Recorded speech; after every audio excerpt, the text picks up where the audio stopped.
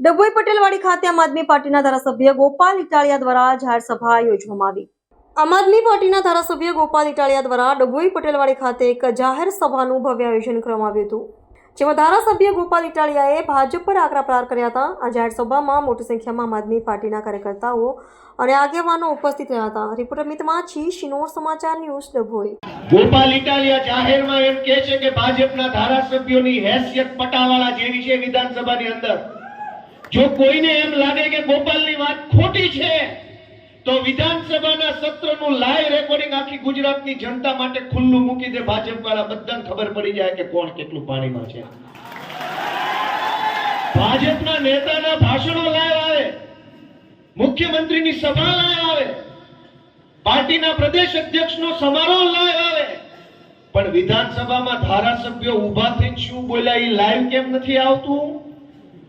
જે દિવસથી લાઈવ આવશે ને તેથી ગુજરાતને ખબર પડી જાય કે તમે જેને ધારાસભ્ય માનો છો ને વિધાનસભામાં પટાવાળા છે। અને તમને ખબર ન પડી જાય એટલે તો લાઈવ નથી બતાવતા, પણ ઈ લાઈવ આપે અને પછી તમે જાણો એના કરતા હું જ તમને કહી દઉં છું કે ભાઈ તમે જેને ધારાસભ્ય માનો છો એ ન્યા પટાવાળા છે, આટલું યાદ રાખો। ન્યા એનું કાંઈ નથી ઉપજતું એટલે પોતાના વિસ્તારમાં આમ જનતા ઉપર દાદાગીરી કરે, નિર્દોષ માણસો ઉપર પોલીસ મોકલે, નિર્દોષ માણસોને દબાવે, સમાજને દબાવે, ખેડૂતોને દબાવે, નાના માણસને દબાવે। એ બધું અહીંયા કરે છે, ન્યાય એનું કઈ હાલતું નથી। મેં ગઈકાલે જ લીંબડીમાં એક વાત કીધી હતી કે ભાજપના ધારાસભ્યો પોતાના મત વિસ્તારના લોકો પાસે રોલા પાડે, ચિક્કા પાડે કે આપણા વિસ્તારનો પ્રશ્ન હતો તો મેં મુખ્યમંત્રીને ખખડાવીને કહી દીધું। આપણને એમ થાય કેટલો બાહોશ ધારાસભ્ય છે ભાજપમાં। 50 લોકોની 500 લોકોની સભા કરે મત વિસ્તારમાં ભાજપ વાળા, ધારાસભ્ય એમ કહી દે કે આપણા વિસ્તારનો ભાઈઓ બહેનો પાણીનો પ્રશ્ન હતો, અમે વિધાનસભામાં મુખ્યમંત્રીને ખખડાવીને કહી દીધું। પબ્લિક તાળીઓ પાડે, એમ થાય વાહ ધારાસભ્ય આવો જ હોવો જોઈએ, ખખડાવીને કહી દે એવો। પણ ન્યા અમે જોઈએ છે કે મુખ્યમંત્રીની ચેમ્બરની બહાર ભાજપના ધારાસભ્ય ઊભા હોય છે, કેટલી વાર દરવાજો ખખડાવે તો ઓલા ખોલતા નથી અંદરથી, પછી બહારથી બધું કહી દે છે, બહારથી કહી દે છે કે ભાઈ અમે રજૂઆત લઈને આવ્યા હતા સાહેબ, એટલે દરવાજો ખખડાવીને કીધું, મુખ્યમંત્રી નહીં ઓલે ખોલ્યો જ નહીં એટલે ખખડાવ્યો, ના ખોલ્યો તો બહારથી કહીને જતા રહ્યા। ગામમાં આવીને સભા કરે ત્યાં અમે ખખડાવીને કહી દીધું છે, પણ દરવાજો કાકા મુખ્યમંત્રી નહીં હાવા માલે દરવાજો ખખડાવીને કહી દે, સભામાં એમ કે ખખડાવીને કીધું। સમજ્યા ન સમજ્યા કે મારી વાતમાં હાવ લોલમ લોલ હાલે છે। તમારા હાથમાં નિર્ણય છે કે તમારે હવે કેવી રીતે આગળ વધવું।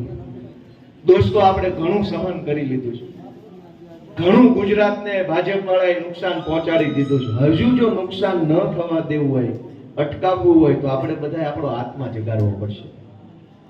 ઘટના કેવી બને છે એની હું તમને વાત કરું। આજે જ ઘટના આવી, આજે જ જામનગર પંથકમાં એક ભાઈએ પોતાના 2 સંતાનોને મારી નાખ્યા અને પોતે આત્મહત્યા કરી લીધી। સમાચાર વાંચ્યા કોઈએ? જામનગર પંથકમાં એક વ્યક્તિએ 2 સંતાનોને મારી નાખ્યા અને પોતે આત્મહત્યા કરી લીધી। એનું કારણ એ હતું કે એમની પાસે કેન્સરની સારવાર કરાવવાના પૈસા નહોતા। ગુજરાતનો એટલો બધો વિકાસ થયો છે કે એક માણસના ખિસ્સામાં સારવાર કરાવવાના પૈસા ન હોય, અને પૈસા ન હોય એટલે પોતે મરી જવું પડે, પોતાના સંતાનોને મારી નાખવા પડે। એ પરિસ્થિતિ જો ગુજરાતમાં હોય તો એ કેવી પરિસ્થિતિ કહેવાય? તમે બધા વિચારો દોસ્તો, કે કોઈ માણસ પોતાના સંતાનોને મારી નાખતા હાથ કેમ હાલે એ તો વિચારો।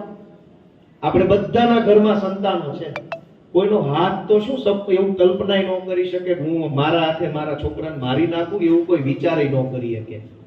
સમાજમાં રહેવા વાળો સભ્ય વ્યક્તિ હોય ને એને વિચાર કરતા હાથ ધ્રુજે કે મને આવો વિચાર કેમ આવ્યો। પણ જે બાપે પોતાના હાથે પોતાના સંતાનોની હત્યા કરવી પડી હશે એના દિલ ઉપર પાણો કેવડો રાખ્યો હશે? તમે વિચાર, આવું કઈ પહેલી વાર થોડું બન્યું। સુરતમાં આખા પરિવારે આત્મહત્યા કરી લીધી હમણાં 1.5-2 મહિના પહેલા।